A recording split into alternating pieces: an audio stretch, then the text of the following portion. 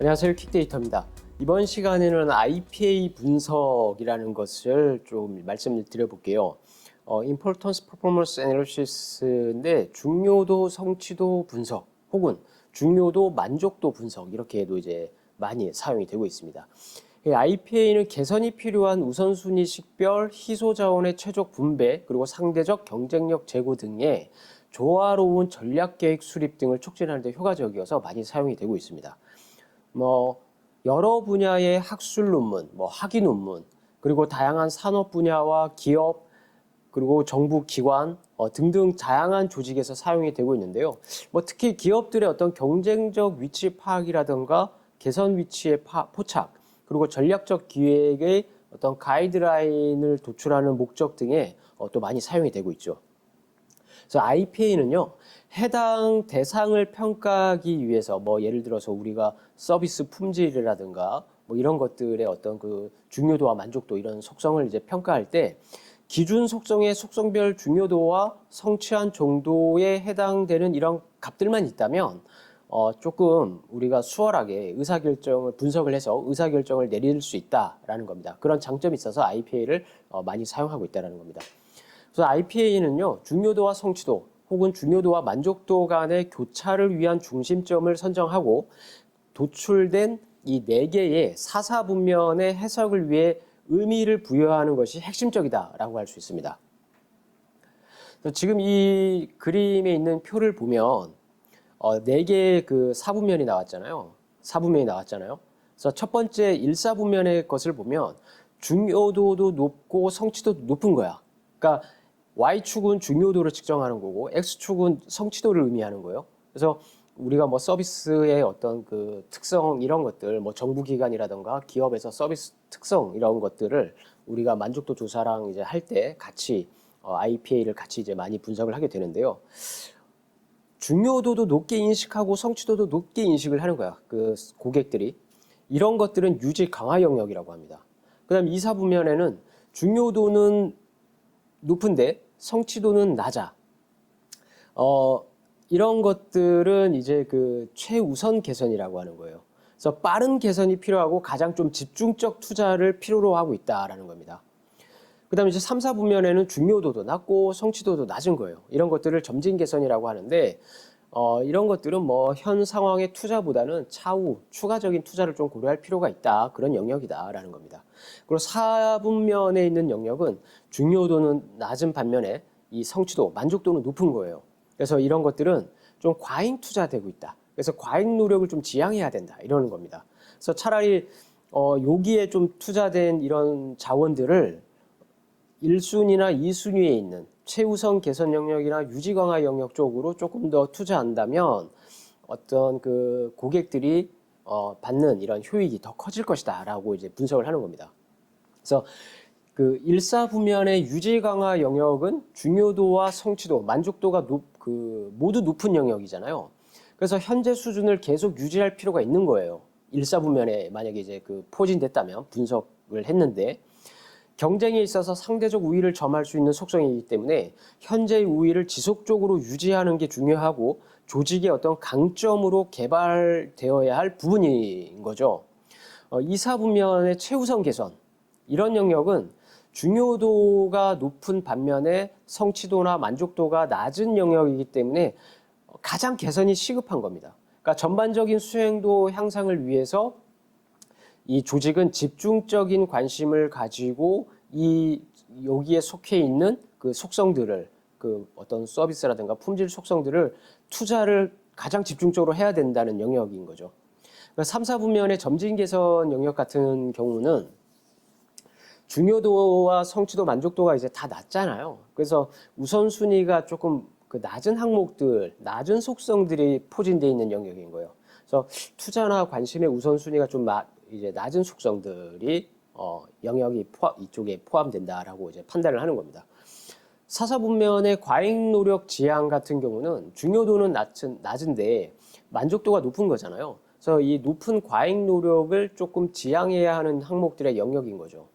그래서 조직은 우리가 지금 여기 영역 4, 4분면에 속해 있는 이 영역에 있는 속성들이 어떤 서비스의 어떤 여러 가지 특성들이 여기에 포함이 돼 있다면 과잉 투자된 게 아닌가 이런 생각을 좀 해서 판단해서 과잉이라고 판단됐다면 다른 속성이 있는 쪽으로 우리가 좀 역량을 더 강화시켜야 된다.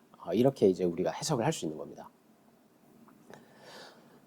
그 IPA는 크게 그 뭡니까 전통적 IPA와 수정된 IPA 이렇게 구분을 해요. 그런데 아마도 그 많은 분들이 이제 그 뭐 보고서라든가 아니면 논문 이런 쪽 선행 연구 이런 것들을 찾아보면 주로 지금 이 보여지는 설문 측정 도구처럼 같은 질문에 중요도와 만족도, 뭐 중요도와 성취도 이렇게 각각 다 측정하는 경우를 그런 그 설문지를 좀 많이 보셨을 텐데요. 이런 것들을 이제 우리가 다 측정하는 거, 중요도도 측정하고 만족도도 같이 측정하는 거예요. 이런 것들을 우리가 전통적 IPA 방식이다라고 합니다. 이 중요도와 성취도, 그러니까 만족도, 이 분석은 그 마르틸라와 제임스라는 이 학자가 그 70년대 후반 자동차 딜러의 서비스 중요성을 파악하기 위해서 처음 제안한 경영 의사결정을 지원하는 유용한 분석 툴로 처음에 이분들이 제안을 한 거죠. 개발을 했죠. 설문조사를 통해서 대상의 속성을 기준으로 중요도와 뭐 성취도, 중요도와 만족도를 동시에 조사하는 거예요. 그러니까 예를 들면 지금 공공기관을 가지고 온라인 서비스를 그 이제 뭐 제공하는 이제 공공기관의 그 품질 속성을 측정해 본 겁니다. 근데 제공하는 서비스의 다양성 이런 걸 측정하는데 옆에는 어느 정도 중요하다고 생각하느냐 해서 중요도 체크하게 하고 또 이쪽은 어느 정도 만족하고 있느냐 해서 또 만족도를 체크하게 하는 거예요. 그래서 이렇게 다 체크하는 겁니다. 그래서 설문조사를 통해 대상의 속성을 기준으로 중요도와 성취도, 만족도를 동시에 조사한 다음에 그 2차원 X축과 Y축에 교차시켜서 아까 우리 좀 전에 본 그 사분면에 나타난 속성의 위치에 따라 차별적 의미를 부여하는 방식이에요. 이 전통적 IPA에서는요. 측정에 가장 많이 활용되는 방법이 뭐 리커트 척도를 사용해서 뭐 매트리스 척도 이런 것들을 사용해서 중요도와 성취도를 한 장의 설문지를 이용해서 조사하는데 어찌 보면 이런 경우에는 상호 좀 영향을 받을 수 있습니다. 체크를 할 때 중요도도 같이 체크하고 같은 질문에 중요도 만족도를 같이 체크하게 된다면 그래서 이런 분석의 결과는 어떤 속성의 위치에 영향을 미치게 되고 잘못된 위치에 따른 어떤 자원의 비효율적 분배라는 문제점으로 이어질 수 있다는 겁니다. 그래서 문제점을 전통적 IPA에서 추구하는 문제점이 무엇이냐 그걸 한번 좀 살펴보면요. 이 전통적 IPA의 문제점은 뭐 여러 가지가 있는데 좀 크게 보면 그 IPA에서 사용하고 있는 중요도와 성취도, 뭐 만족도 이런 기준점에 따라 결과가 달라진다라는 거고 중요도에 대한 개념적 정의가 명확하지 않다라는 겁니다. 그 측정하는 데 있어서. 그리고 IPA는 속성의 성과와 속성 중요도, 그러니까 그 성취도와 만족도, 그다음에 중요도 이게 각각 독립적이라고 이제 가정을 하는 건데 정책 도출을 위해서 활용하고 있는 속성들의 역할을 동일한 것으로 이제 가정한다라는 겁니다. 그래서 이 IPA 적용에 있어서 만족도의 측정은 고객 만족도 조사에서 일반적으로 사용되는 리커트 척도 1번부터 매우 전혀 그렇지 않다 해서 쭉 해서 뭐 5번 혹은 7번 매우 그렇다 이렇게 리커트 척도를 사용하는데 이런 척도의 설문으로 계량화할 수 있어서 별 문제 없이 받아들이고 있지만 문제점은 이제 지적을 하고 있다라는 거예요. 그 여러 학계에서. 근데 이러한 경향은 IPA 분석을 위해서 평가할 서비스의 어떤 그 속성을 추출할 때 주로 우리가 초점 집단 인터뷰나 혹은 정성적 연구 등에서 사용된 선행 연구들에서 사용된 그 속성들, 그러니까 쉽게 얘기하면 질문의 그 측정들요. 그런 것들을 평가 대상으로 하기 때문에 이 평가자에게는 현실적으로 모든 평가 대상 속성이 중요한 것으로 판단될 수 있다라는 거예요. 그 응답자들한테. 뭐 또 그런 게 있죠. 만족도 체크하니까 중요도도 체크해야 되는데 이것도 당연히 중요하지 않을까? 이렇게 우리가 판단할 수 있다는 거예요. 응답자들이. 그래서 각 속성들이 중요도의 상위 집단에 몰려 있게 되어서 IPA의 고객 만족도 개선을 위한 우선순위의 설정을 어렵게 할 수 있다. 이러는 겁니다. 그래서 우리가 IPA, 전통적 IPA는 직접 측정이라고도 이제 하는데, 직접 측정은 중요도와 성취도, 만족도를 직접 측정한다라는 거예요. 직접적으로. 설문 응답을 하게 한다라는 거예요.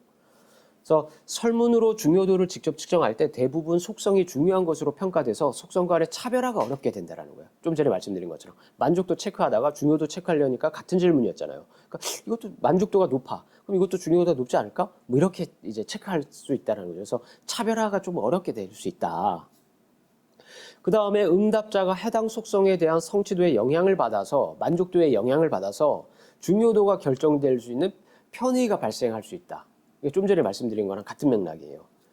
그리고 응답자가 신중한 고려 없이 중요도를 평가하거나 경험이 없을 경우에 이런 직접적 측정은 도출한 결과에 있어서 해석에 있어서의 애매함, 그리고 좀 더 나아가서 정책적 방안의 신뢰성과 타당성 측면에서 문제를 야기할 수 있다는 거죠.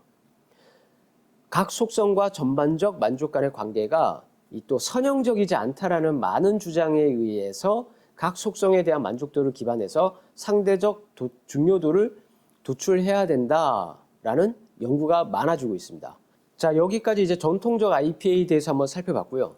다음에 또 이어서 수정된 IPA가 이제 한 몇 가지 방법이 있거든요. 그래서 수정된 IPA에 대해서 또 살펴보는 시간을 갖도록 하겠습니다. 네, 감사합니다.